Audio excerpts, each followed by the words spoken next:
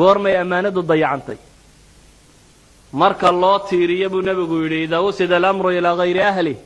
ammaanadu waxay dayacantay marka maamulka loo dhiibo cid aan u cuntamin alamaana waa shardi inkastoo soomaalidu mahmaahaan ka maqlay baa waxaa ka mid ah ninkay adhiga kala quustaan bay geela u dirtaan baa la yidhi ilmahay adhiga markuu ka sii daaya la yidhaha geela ha lagu daro geelii baana labada ku qaalisanaa agtooda kay dhiiji kala quusataa bay tidhaha wasiira laga dhigo kay daraad wasiirka kala quusatay berrinta madaxweynaha u dooratay iyo wasiirnimada waa shaakiladay hawdka kala timi ee ahaa adhiga kaka adkaan kari waaya geela ha raacdi un weeyaan alamaana qadiya bay ahayd macruufa oo qofka mu'minka uu ku xisaabtamo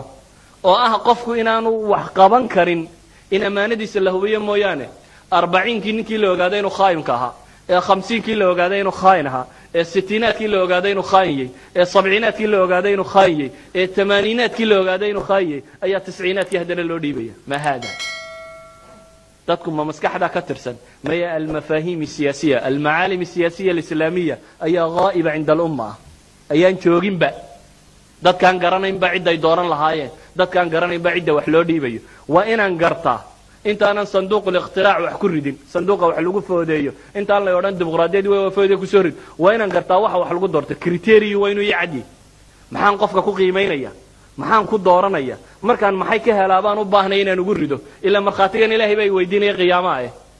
waa marxaato ilaahay bay weydiinaya waa inaan gartaa waxaan wax ku qiimeynayo si aan wax u doorto umma jaahilana ma garata waxay wax ku qiimeysay inay tiraa waa nala reer mooyaane ama waa nala qoys ama waa nala caynkan mooyaane